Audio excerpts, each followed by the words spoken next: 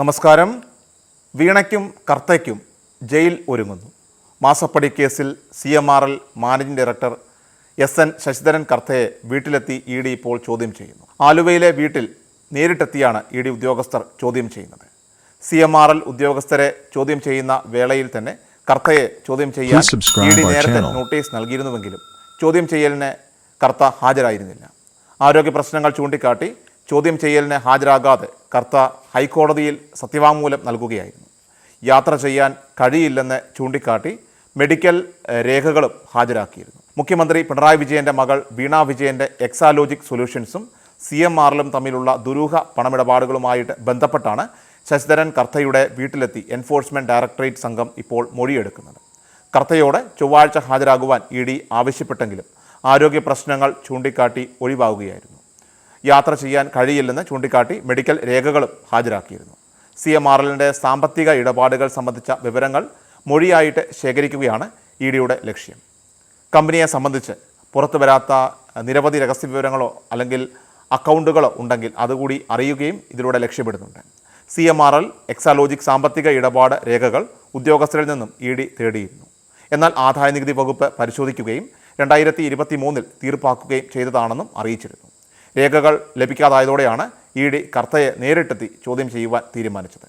കഴിഞ്ഞ ദിവസം മൊഴിയെടുപ്പിനായിട്ട് CMRLലെ ഒരു വനിതയുൾപ്പെടെ 3 ഉദ്യോഗസ്ഥർക്ക് കൊച്ചി എൻഫോഴ്സ്മെൻറ്റ് ഡയറക്ടറേറ്റിൻ്റെ ഓഫീസിൽ 24 മണിക്കൂറോളം ചിലവഴിക്കേണ്ടതായിട്ട് വന്നിരുന്നു. ഒരു പകലും രാത്രിയും നീണ്ട മൊഴിയെടുപ്പിനൊടുവിൽ ഇവരെ വിട്ടയച്ചത് ചൊവ്വാഴ്ച രാവിലെ 11:30 തിങ്കളാഴ്ച രാവിലെ 11 ഹാജരായ CMRL chief financial officer KS Suresh Kumar, senior manager NC Chandrasekharan, അതുപോലെ തന്നെ senior officer Anju Rachel Kuruvila എന്നിവരിൽ നിന്നാണ് ചൊവ്വാഴ്ച രാവിലെ വരെ മൊഴിയെടുത്തത്.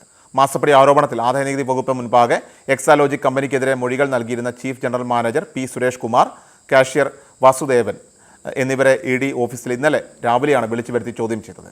ഇവരുടെ മൊഴികൾ ED രജിസ്റ്റർ ചെയ്ത കള്ളപ്പണം വെളുപ്പിക്കൽ നിരോധന കേസിലും നിർണായകമാണ്.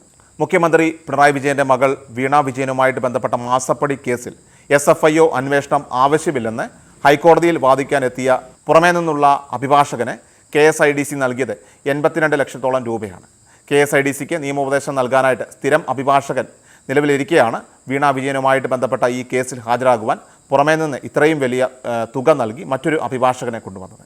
മുഖ്യമന്ത്രിയുടെ മകൾ വീണ വിജയനുമായിട്ട് ബന്ധപ്പെട്ട മാസപ്പടി വിവാദത്തിലെ SFIO അന്വേഷണം റദ്ദ് ചെയ്യണം എന്നാവശ്യപ്പെട്ട് ഹൈക്കോടതിയിൽ കേസ് നടത്തുവാനായിട്ട് അഡ്വക്കേറ്റ് CS വൈദ്യനാഥനാണ് KSIDC 82 ലക്ഷം രൂപയോളം നൽകിയത്. നിയമോപദേശം നൽകാനായിട്ട് പ്രതിവർഷം 3 ലക്ഷത്തോളം രൂപ നൽകി PU ശൈലജൻ എന്ന അഭിഭാഷകൻ പൊതുമേഖലാ സ്ഥാപനത്തിന് ഉണ്ടെന്നിരിക്കെയാണ് ഈ കേസിൽ മാത്രം പുറമേ നിന്ന് വൻ തുകയ്ക്ക് അഭിഭാഷകനെ നിയോഗിച്ചത്. ഈ കഴിഞ്ഞ ജനുവരി 24, ഫെബ്രുവരി 7, 12 എന്നീ ദിവസങ്ങളിലാണ് 3 സിറ്റിങ്ങിനായിട്ട് ഈ കനത്ത പ്രതിഫലം നൽകിയത്. പ്രോപ്പർ ചാനൽ പ്രസിഡന്റ് MK ഹരിദാസിന് വിവരാവകാശ നിയമപ്രകാരം ലഭിച്ച മറുപടിയിലാണ് KSIDCയുടെ ഈ ഒരു വെളിപ്പെടുത്തൽ. 2022-23 കാലയളവിൽ ഈ വിഷയത്തിലെ നിയമോപദേശത്തിന് KSIDC 4 ലക്ഷത്തോളം രൂപ വേറെയും ചെലവഴിച്ചിട്ടുണ്ട്. മുഖ്യമന്ത്രിയുടെ മകൾ ഉൾപ്പെട്ട കേസിൽ പുറമേ നിന്ന് നിയമോപദേശം തേടുവാനായിട്ട് ചെലവഴിച്ച വൻ തുകയ്ക്ക് പൊതുമേഖലാ സ്ഥാപനമായിട്ടുള്ള KSIDC അധികൃതർ ഉത്തരവാദികളാണ്. സർക്കാർ ഉടമസ്ഥതയിലുള്ള KSIDCയുടെ അഭിഭാഷക ചെലവിനെക്കുറിച്ച് ഉത്തരം പറയുവാനായിട്ട് സർക്കാരിനും ബാധ്യതയുണ്ട്. അതേസമയം ഈ വിഷയത്തിൽ പ്രതികരിക്കുവാനായിട്ട് CPM സംസ്ഥാന സെക്രട്ടറി MV ഗോവിന്ദൻ തയ്യാറായില്ല. KSIDCയുടെ അഭിഭാഷക ചെലവിനെക്കുറിച്ച് അവരോട് തന്നെ ചോദിക്കണമെന്നാണ് MV ഗോവിന്ദൻ്റെ മറുപടി. അതിനിടെ മാസപ്പടി കേസിൽ SFIO ED അന്വേഷണങ്ങൾ റദ്ദാക്കണമെന്ന് ആവശ്യപ്പെട്ടുകൊണ്ട് CMRL ഡൽഹി ഹൈക്കോടതിയിൽ ഹർജി നൽകിയിട്ടുണ്ട്. കമ്പനിയുടെ ഹർജിയിൽ കമ്പനികാര്യ മന്ത്രാലയത്തിന് ഡൽഹി ഹൈക്കോടതി നോട്ടീസ് അയച്ചു. മാസപ്പടി കേസ് ആദായനികുതി വകുപ്പ് ഇൻട്രം സെറ്റിൽമെൻറ്റ് ബോർഡ് തീർപ്പാക്കിയതാണെന്നും ഇനി മറ്റു അന്വേഷണത്തിൻ്റെ ആവശ്യമില്ലെന്നുമാണ് CMRL ഹർജിയിൽ വ്യക്തമാക്കിയിരിക്കുന്നത്. ആദായനികുതി വകുപ്പ് പിടിച്ചെടുത്ത രേഖകളോ മൊഴിയുടെ വിവരങ്ങളോ മറ്റ് അന്വേഷണ ഏജൻസികൾക്ക് കൈമാറരുതെന്നും CMRL നൽകിയ ഹർജിയിൽ ആവശ്യപ്പെടുന്നുണ്ട്. അങ്ങനെ കൈമാറിയിട്ടുണ്ടെങ്കിൽ അത് ഉപയോഗിക്കുവാനായിട്ട് അനുവദിക്കരുതെന്നും ആവശ്യപ്പെട്ടു.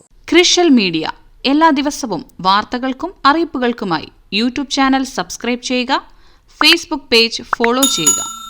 വാർത്തകളുടെ നോട്ടിഫിക്കേഷനായി ബെൽ ഐക്കൺ എനേബിൾ ചെയ്യുക.